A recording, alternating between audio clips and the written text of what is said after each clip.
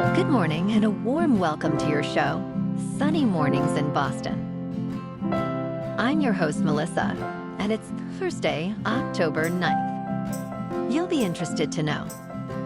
129 years ago, today in 1819, the Paris Aero Club sponsored a grand ballooning race in which Count Henri de la Veuve and Count de Castillon de Saint-Victor flew from Paris to Korostyshev, Ukraine, covering over 1,153 miles in 33 hours, a remarkable feat of early aviation and human ingenuity.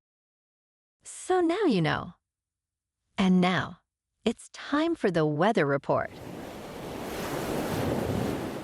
This morning, it's sunny and it feels like 41 degrees with 12-mile-per-hour wind. The sunset will take place at 6:09 and it will rise again tomorrow at 6:51. It looks like we're in for a sunny Thursday with a high near 57 and a cool north wind blowing at 10 to 14 with gusts reaching 25. Tonight, expect clear skies with a low around 38 and light winds. For all you beach runners out there, the first low tide Thursday will be at 7 with the high tide at 1:15. The nearshore buoy at Cape Cod Bay reads 62 degrees for the water temperature.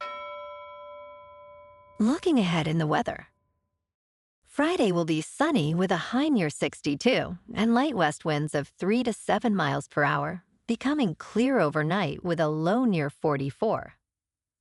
Saturday warms to near 67 and stays mostly sunny before a chance of rain returns Sunday with highs near 62 and breezy northeast winds up to 16 miles per hour, with showers possible into Monday. Bonjour, food enthusiasts. This podcast is brought to you by Versailles Cafe and Pastries in Encinitas. Nestled on El Camino Real South, just north of Encinitas Boulevard, this cafe is a haven for culinary delights. Indulge in their amazing Eggs Benedict or their gluten-free crepes. You can grab a panini for lunch or just breeze on through to get your morning coffee. They are open every day from 8 to 5. So stop on by and don't forget to tell them Sunny Morning sent you. In local news, the city of Boston is moving away from flexposts, transitioning to more durable bike lane barriers this fall.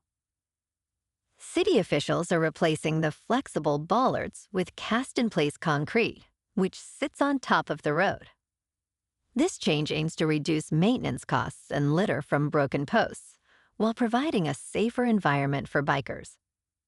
The chief of streets for Mayor Michelle Wu has stated that the long-term goal is to eliminate flex posts in most cases, starting with new barriers along Arlington Street and Boylston Street. Meanwhile, state health officials are warning people and pets to avoid parts of the Charles River due to a growing algae bloom.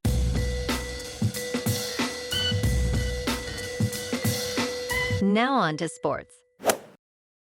The great Bill Belichick experiment has taken a dramatic turn at the University of North Carolina.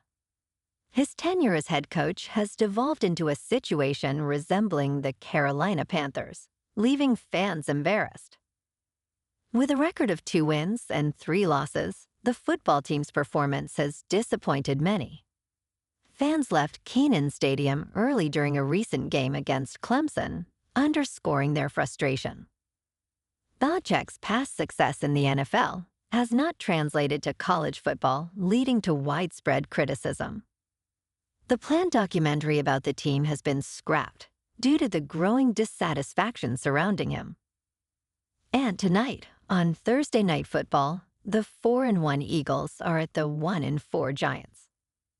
Kickoff is at 8:15 p.m. on Amazon Prime Video. Philadelphia is favored by 7.5, and the over-under is 40.5. In local sports. Last night, the Bruins and Capitals opened their season at Capital One Arena. Bruins forward David Pastrnak shined with a goal and 2 assists in a 3-1 road victory over Washington. The first period was low-scoring, with both teams combining for only 11 shots. Pastrnak broke the tie in the second period with a precise shot, giving Boston a 1-0 lead. Despite a late goal from Tom Wilson, the Bruins held on, with Morgan Geekie sealing the win. Boston faces the Chicago Blackhawks tonight at TD Garden. In top news, the Internal Revenue Service is furloughing nearly half of its workforce due to the ongoing government shutdown. About 34,000 IRS workers are being furloughed, while another 39,870 employees will remain on the job. This announcement comes as the federal shutdown enters its 8th day without an agreement between Republicans and Democrats on a funding deal. The IRS stated, due to the lapse in appropriations, most IRS operations are closed. Furloughed workers were informed they will receive back pay once the shutdown ends. This furlough follows mass layoffs that reduced the IRS workforce by approximately 25%. In business news, artificial intelligence is supposed to kill jobs, but instead there is a hiring and office boom. Some artificial intelligence executives have predicted significant job losses due to the technology. However, many artificial intelligence companies are hiring large numbers of human employees. This is driving a surprising resurgence in Silicon Valley's office market. Eric Simons, Chief Executive Officer of artificial intelligence startup StackBlitz, recently announced a new office lease in San Francisco. The build-out is underway, and employees are expected to move in around January.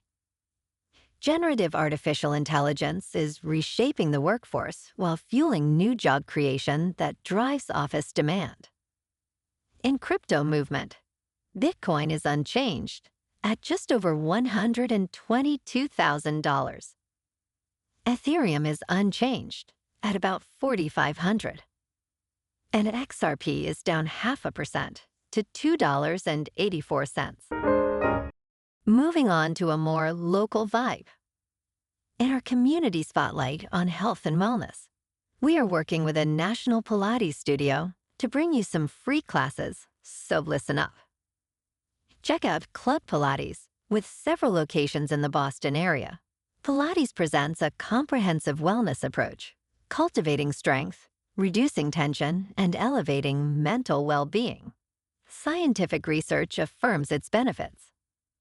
So now you can check out Club Pilates for a free class.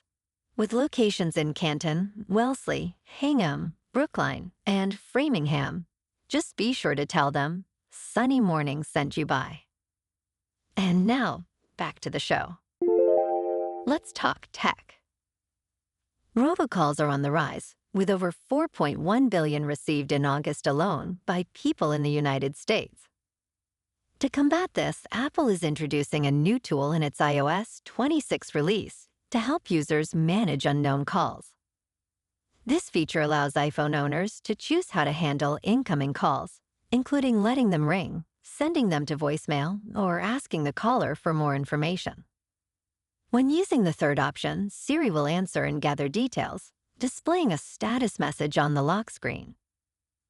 To activate this tool, users need to install iOS 26, open Settings, and select Screen Unknown Callers.